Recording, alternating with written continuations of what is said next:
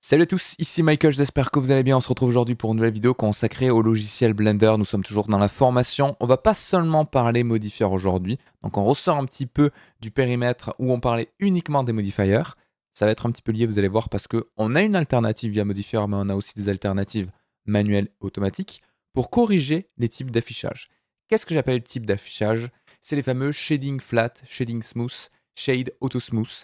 Donc c'est des exemples sur des assets différents et vous remarquez que là, c'est le même type d'affichage, là, c'est le même type d'affichage et là aussi, c'est le même type d'affichage. Donc des affichages qui fonctionnent pour certains objets ne marchent pas pour d'autres. Vous remarquez que par exemple, la sphère en smooth marche très bien, mais le cube, c'est catastrophique. Le flat, par opposition, marche bien sur le cube, mais ça marche pas sur les autres types d'assets. Et l'auto smooth, c'est un petit peu le meilleur des deux mondes. Vous allez voir un petit peu comment ça fonctionne aujourd'hui. Donc sachant que tout ça, ce n'est pas seulement des problèmes présents dans la vue 3D, hein. Souvent les gens qui commencent se disent oh, ça c'est normal, ce type d'affichage, on est en 3D, on est sur des polygones, on est sur du low poly, mais quand je vais passer en rendu, ça va être corrigé. Pas du tout. Que je sois en Cycles ou en Eevee, c'est la même chose. Le type de shading d'interprétation d'Edge, alors que c'est un petit peu différent, que vous retrouvez dans votre vue 3D, c'est exactement ce que vous allez avoir en rendu. Donc c'est ultra important de bien savoir corriger ça, de savoir dans quel cas de figure j'utilise du flat, du smooth, de l'auto-smooth. Ok? Donc je vais aller dans un nouveau fichier Blender et je vais vous expliquer tout ça. Je supprime tout sauf le cube de base. Je vais sélectionner le cube de base, je fais Shift D pour dupliquer, je vais le décaler par exemple ici, je clique pour valider et Shift R pour refaire la dernière action et obtenir ceci. Alors au passage, beaucoup de personnes m'ont demandé des questions sur les raccourcis clavier lors de mes vidéos. Tout est indiqué en bas à droite à chaque fois, hein. Vous avez le nom du raccourci clavier, donc de l'input, et dessous vous avez le nom de la fonction exécutée par le raccourci. Donc si je fais Tab, normalement il va vous afficher Tab, et en dessous, Edit Mode. Voilà. Donc ça, c'est le raccourci clavier. Ça, c'est l'action effectuée par Blender associée au raccourci clavier. Donc c'est plus simple pour vous y référer si jamais vous avez des petits problèmes. Donc voilà ce que j'ai par défaut. J'ai un cube dupliqué 3 fois. Ce qui va nous intéresser, c'est le fameux clic droit. Si je fais un clic droit, en haut, on a 3 types de shading. On a le shade smooth, le shade auto smooth et le shade flat. Le shade auto smooth, c'est une des rares fonctionnalités de Blender où quand je vais l'appliquer, il va automatiquement me créer un modifier. Donc ça, c'est assez récent. Avant, ça se passait pas comme ça. Maintenant, il y a un modifier associé à l'auto smooth. Donc on va voir tout ça. Par défaut, le premier, je mets un shade flat. Ça change absolument rien, c'est normal. C'est le mode par défaut de Blender. Ensuite, je vais faire un shade auto smooth. Ça change rien. C'est normal, mais c'est censé éveiller normalement votre curiosité, parce que pas censé avoir exactement ça. Et le dernier, je vais mettre du shade smooth.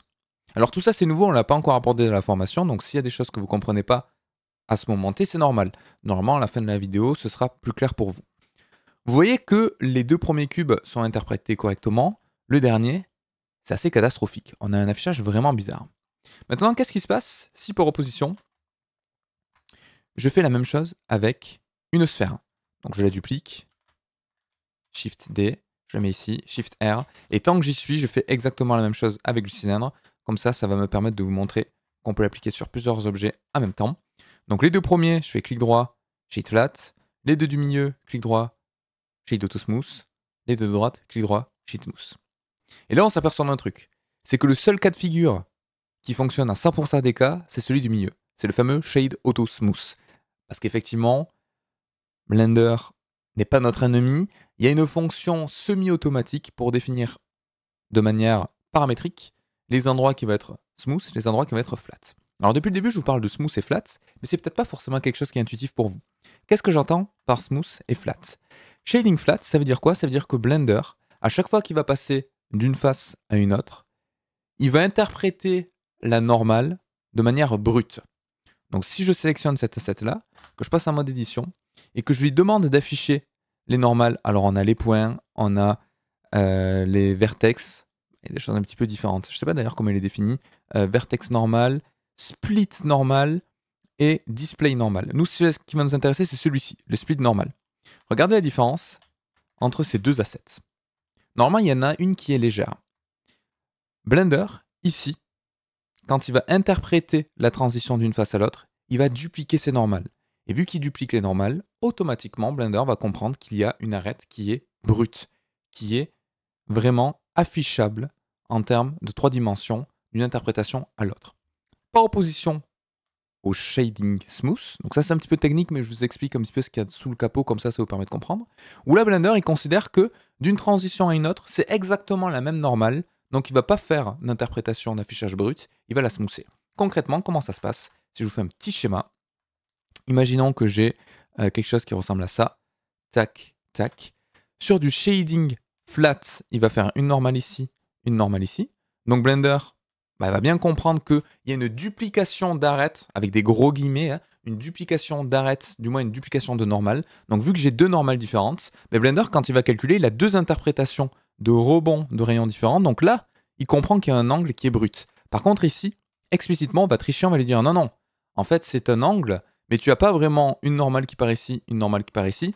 C'est exactement la même normale. Donc entre guillemets, cet angle-là partage une normale commune entre cette face et cette face. Et vu qu'un partage une normale commune, ici Blender, quand il va l'interpréter, ça va l'adoucir. Pourquoi? Parce qu'il ne va pas faire un calcul supplémentaire de deux interprétations de rebond, ce qui donnerait vraiment un côté brut. Il fait une seule interprétation, et vu que c'est partagé entre les deux faces, ces deux sont englobés dans le calcul de l'affichage, et du coup, par résultat, on a quelque chose qui apparaît smoothé, donc qui apparaît lisse. Ok? Donc ça, c'est vraiment une notion de normal et tout. C'est pour ça qu'on ne l'a pas vu en début de formation, même si c'est intéressant, parce que il fallait des notions à droite à gauche pour que vous puissiez bien comprendre techniquement ce qui se passe derrière. Donc globalement, c'est ça. Et du coup, si on passe exemple par exemple, on peut comprendre pourquoi le flat et le smooth fonctionnent sur certains objets et pas sur d'autres. Par exemple, sur le cube, je veux ici afficher quelque chose de brut. Globalement. Alors il y a des exemples où on ne voudrait pas, mais là, moi je veux afficher quelque chose de brut. Pourquoi? Parce que c'est un cube qui a un certain angle, et si je veux vraiment avoir un coin qui est visible, voilà ce qu'il me faut. Donc là, Blender, il va bien dupliquer les normales pour dire ici, tu as quelque chose de sharp, tu as quelque chose de vraiment brut, de pincé en termes d'interprétation de normale, et ça marche très bien. On oublie pour le moment la colonne du milieu.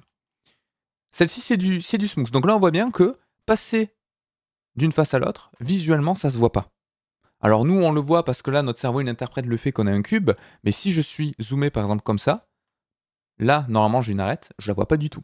Donc visuellement, Blender n'interprète pas quelque chose de sharp, quelque chose de brut. Sur une sphère, c'est la même chose, mais on a le problème à l'inverse. C'est-à-dire que là, sur du smooth, c'est parfait. Je veux quelque chose qui soit lisse en termes d'interprétation. Donc j'ai bien du smooth partout. Donc pour une sphère, ça marche nickel par défaut. Mais par contre, le flat, là, ça va pas. J'ai un côté faceté. Alors c'est littéralement l'exemple de, dans certains cas de figure, je veux du smooth, dans certains cas de figure, je veux du flat, sur le même objet. Par exemple, si je veux faire une sorte de boule à facettes, le shading flat peut être la solution. C'est un exemple parmi tant d'autres. Vous voyez, à partir de la même géométrie, en fonction de ce que je vais afficher, je vais faire des choix différents. Et là, j'ai vraiment le cas optimal pour un cylindre. Imaginons que je veuille du flat ici et du smooth juste là. Par défaut, avec un clic droit Shade Flat, je ne peux pas l'avoir. Et avec un clic droit Shade Smooth, je ne peux pas l'avoir. Alors d'après vous, quelle est la règle, entre guillemets, à appliquer entre du Shading Flat et du Shading Smooth? Depuis le début, je vous dis, là sur le cube, je veux du flat ici, parce que je veux vraiment un côté brut, mais je veux du smooth, par exemple, sur la sphère.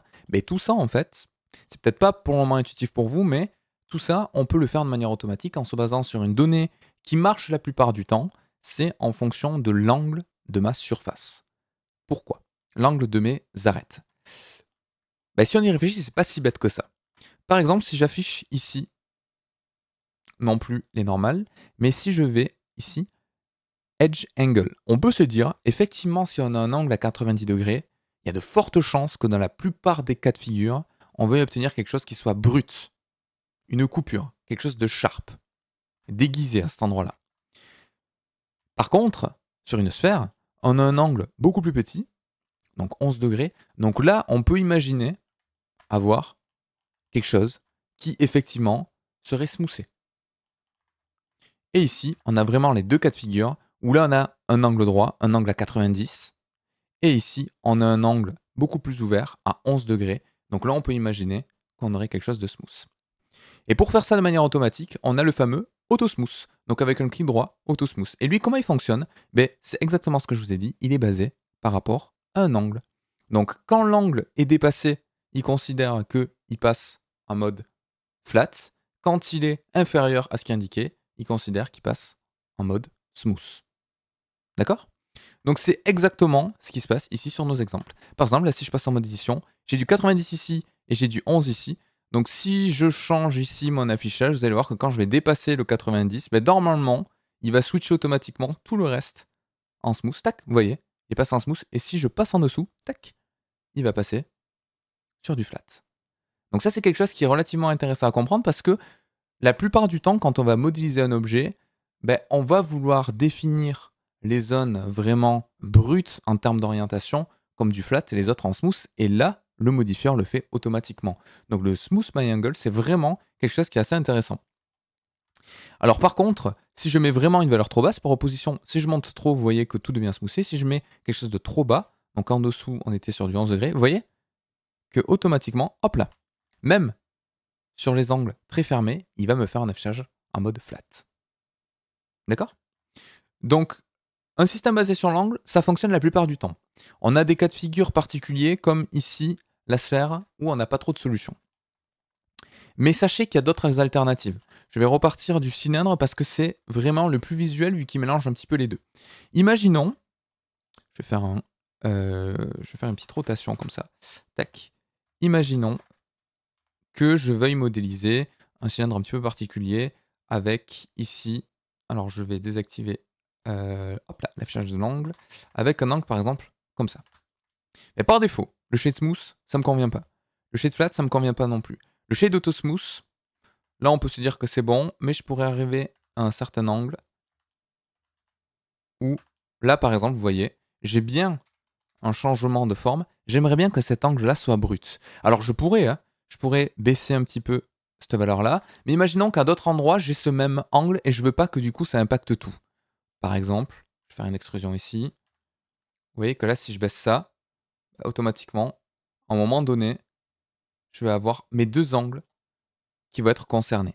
Donc c'est pas forcément la solution. Donc ça, je vais le laisser par exemple à du 30 comme c'était par défaut. Imaginons que je veuille du sharp ici et là, donc sur ces deux arêtes, mais je peux l'indiquer en Blender en le marquant manuellement. Et ça va overrider la valeur du smooth by angle. Donc si ici, tout d'abord sur celle-ci, je fais un CTRL E et je me mets en marque sharp, vous voyez que là, on a bien un visuel qui apparaît. Alors, pas confondre avec le mark sim ou avec le min crease qu'on avait fait la dernière fois.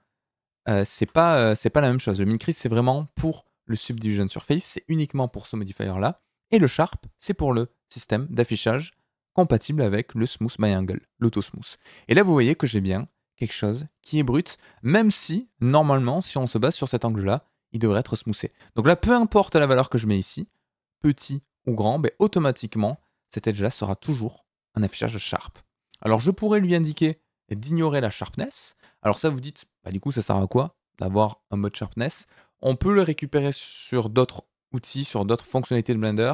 Donc, vous pouvez quand même lui indiquer que cet edge est sharp et que oui ou non, elle est interprétée par le smooth by angle, mais la plupart du temps, on va l'utiliser comme ça. Et je peux faire exactement la même chose ici. Marque sharp. Et vous voyez que là, automatiquement, on a quelque chose qui va être sharp à ces endroits-là.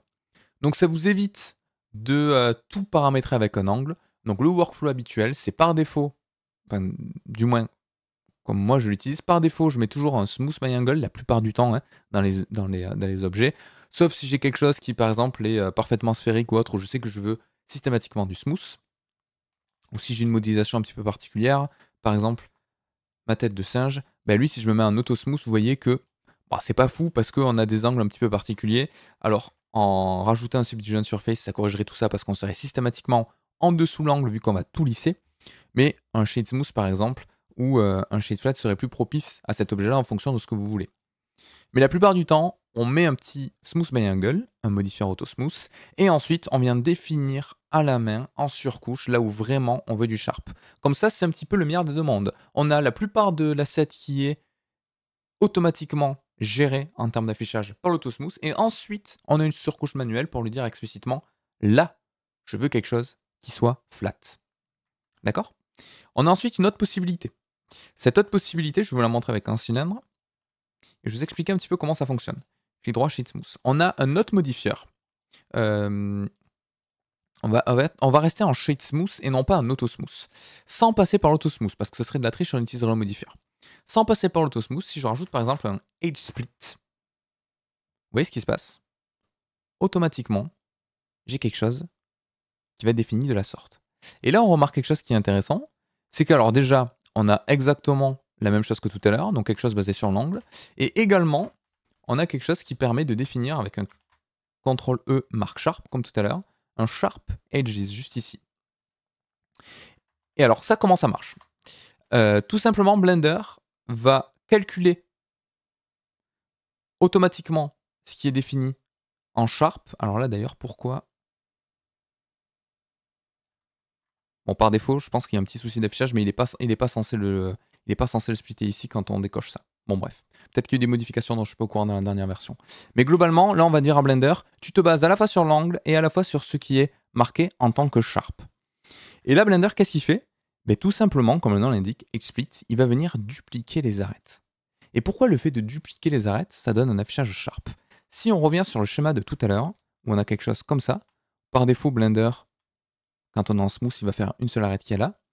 Il fait ça pour donner une cohésion globale, une continuité entre les deux arêtes. Par contre, si on lui dit, en fait, ces deux arêtes, considère que ce n'est pas une seule géométrie, mais deux, qui est coupée, donc il ne peut plus générer une normale ici, il va générer une normale là, et une normale ici.